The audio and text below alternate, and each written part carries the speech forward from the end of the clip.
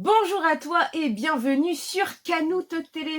Je suis très heureuse de te retrouver aujourd'hui pour la découverte du chapitre One Piece de cette semaine. Je te dis à tout de suite.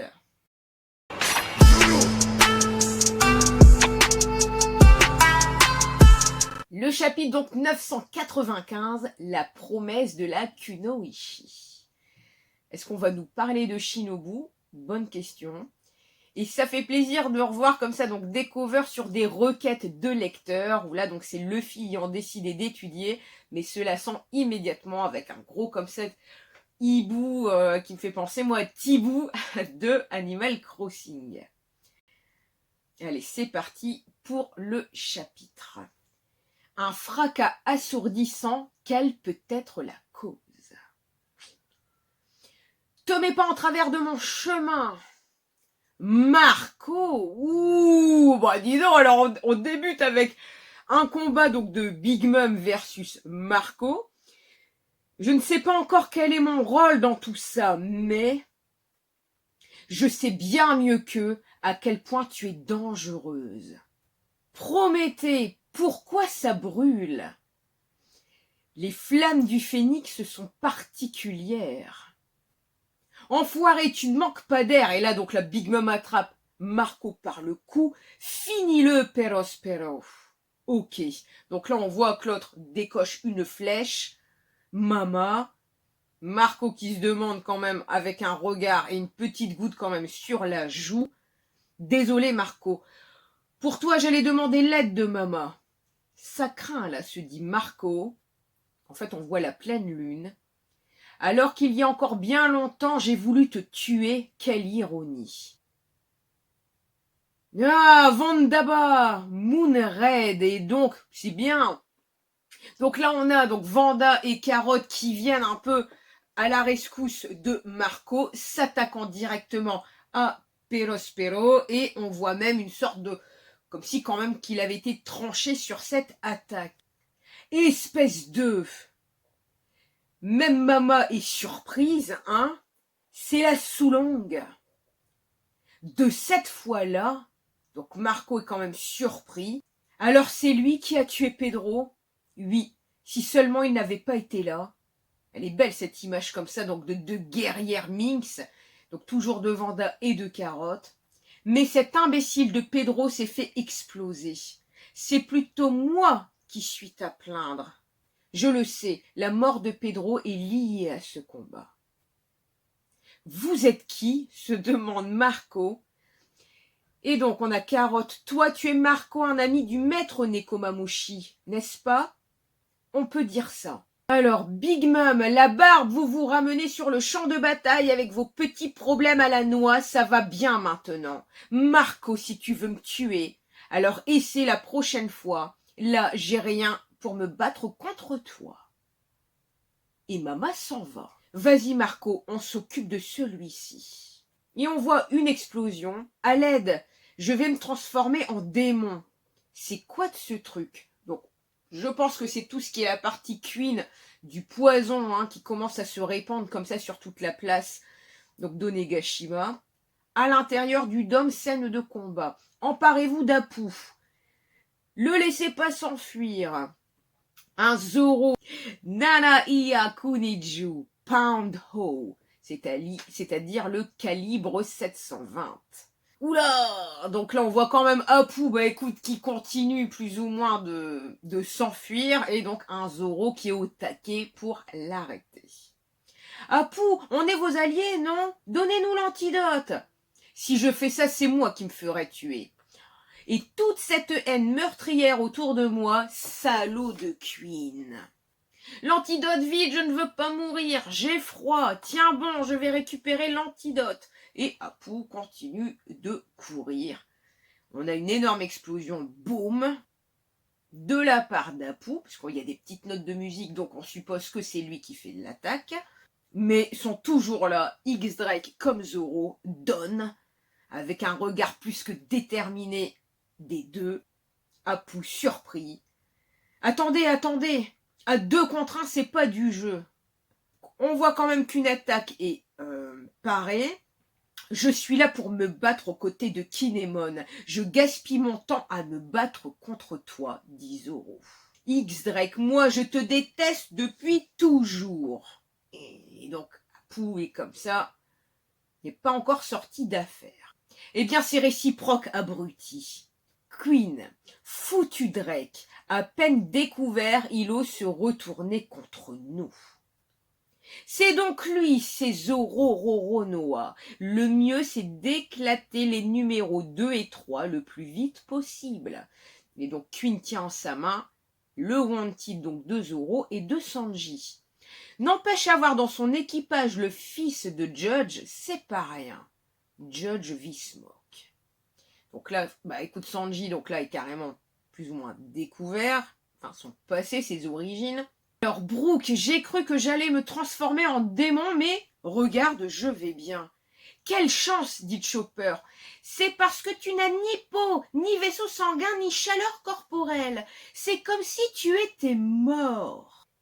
Quel choc, mais ça veut dire que je suis invisible. C'est parce que le corps se refroidit que le virus prolifère. Mais c'est vraiment possible un tel phénomène, se demande Chopper. Se pourrait-il que ce virus soit Chopper, ton bras, hein? Et là, en fait, Chopper, donc, est infecté. Quoi? Ça craint, je ne m'en étais même pas aperçu. Wow, Chopperson va mourir, dit Brook. Je pense pas, mais disons que maintenant, Chopper est infecté. Isatsume Doriboshi. Ah, donc là, on a un Usopp versus Ulti. Devil, donc là on voit l'énorme plante générée donc par l'attaque d'Usopp. À l'aide, Pépé! Je l'ai eu, vas-y, dissous-la, dit Usopp. Tu peux très bien te libérer toute seule, hein, en croquant comme ça la liane de la plante d'Usopp. Non, Devil. Merde, et qu'est-ce que vous dites de ça? Le taquet javeline. Alors, c'est bambouserait de javelot. Donc comme ça, on voit tous des bambous qui jaillissent comme ça du sol pour attaquer le coup. Il me gonfle avec ses techniques. Donc Usopp est quand même surpris d'un air de dire il résiste toujours. Encore. Et donc là, un énorme coup de tête, Zugan. Entre donc Usopp et Ulti. Ulti qui a l'air vénère, qui met un gros coup de tête à Usopp. Donc là, pour une fois, on voit même le crâne dessiné d'Usopp et on le voit à terre. Nami, elle aussi, qui est mal en point, complètement à terre, avec quand même du sang sur le visage. Usopp. Et la Miss, arrêtez, ne me tuez pas. On a perdu, notre défaite est totale. Donc là, il ajoute plus ou moins sur on a perdu, laissez-nous tranquilles. Une petite ruse, et là c'est maintenant Ulti qui est face à Nami.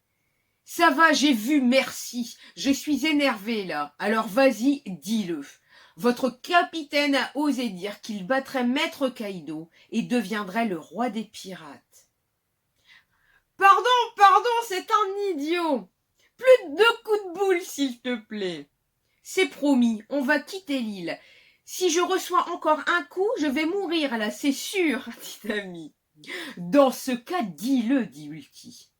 Dis que votre capitaine ne pourra jamais devenir le roi des pirates. Donc on a quand même Nami complètement dégoûtée avec les yeux plus ou moins qui coulent. D'accord, Luffy, le roi des pirates. Vas-y Nami, tu peux mentir, dit Usopp. Si tu dis quelque chose de stupide, tu perdras la vie. Après tout le chemin que tu as parcouru. Et Nami tout en pleurant. Il le deviendra, c'est sûr. Qu'est-ce que t'as dit là? Qui rend encore plus énervé Ulti. D'accord, j'ai compris. Meurs donc. Non, Nami, idiote, enfuis-toi, crie Usopp. Mais c'est vrai pourtant. Oh, Nami-chan. Oh, et donc c'est Komashiro, Komanu et Tama qui font leur apparition en croquant comme ça des renforts que l'on n'attendait pas. Tu m'étonnes. Mais qu'est-ce que... Oh, Tama, qu'est-ce que tu fais ici, crie Nami? Un chien est déjà fini et c'est déjà fin de chapitre. Non. Non, ça va trop vite. La bonne nouvelle, c'est qu'il n'y a pas de pause la semaine prochaine. Donc, on aura bien notre dose la semaine prochaine. Ben, ça va vite. Un chapitre, donc, écoute, hyper rythmé, où en fait, on a quand même plein d'informations sans avoir limite l'impression d'en avoir. Ça, c'est du Oda limite tout craché. Donc, la review du chapitre. La première page, dès le départ, on découvre quand même un combat entre Big Mom et Marco. Marco qui craint quand même sur l'instant de ne pas pouvoir s'enfuir ou de ne pas pouvoir faire face, car il est mis en joue par une flèche donc de Perospero. Heureusement, la pleine lune est là et donc Marco est sauvé par Vanda et Carotte en mode sous-longue. Une merveilleuse photo comme ça où on voit les deux guerrières ultra déterminées. C'est lui qui a tué Pedro, oui, donc quelque part on va lui faire payer, on va se venger de la mort de Pedro.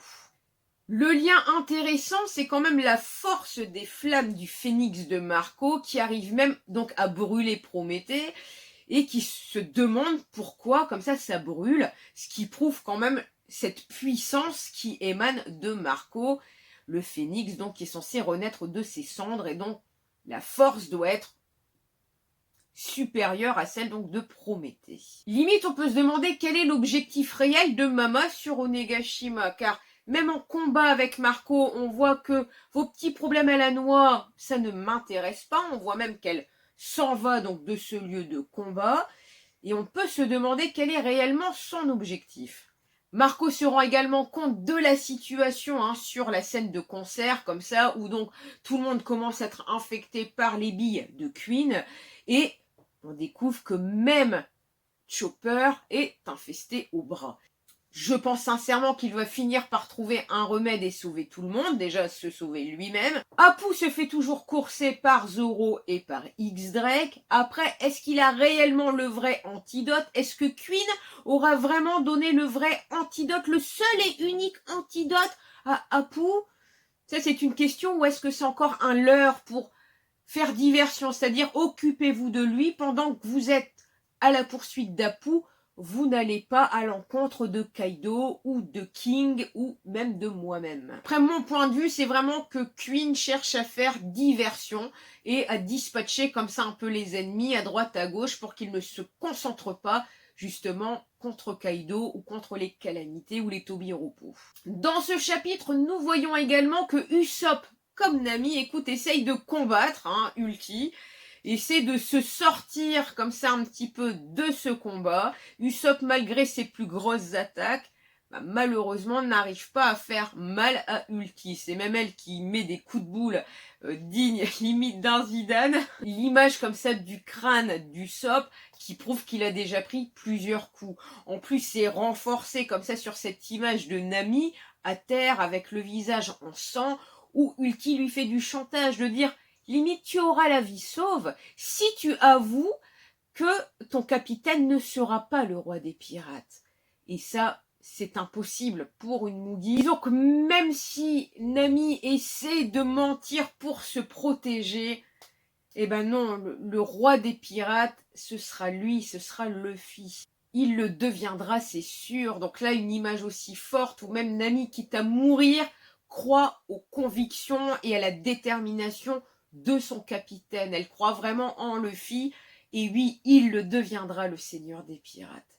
Ce qui forcément provoque la colère, encore une fois, d'Ulti. Des renforts qu'on n'attendait pas, un coup comme ça, arrive donc Komanu ou Komashiro, Tama qui est sur le dos. N'oublions pas que Tama a le pouvoir, comme ça, avec ses Kibidango, de pouvoir contrôler aussi bien donc des animaux, des smiles, ça s'était vérifié avec Speed, et donc sûrement à la capacité comme ça de pouvoir contrôler peut-être tout l'équipage donc de Kaido, et je pense que Tama va avoir un rôle ultra important dans la suite de la bataille sur Onegashima.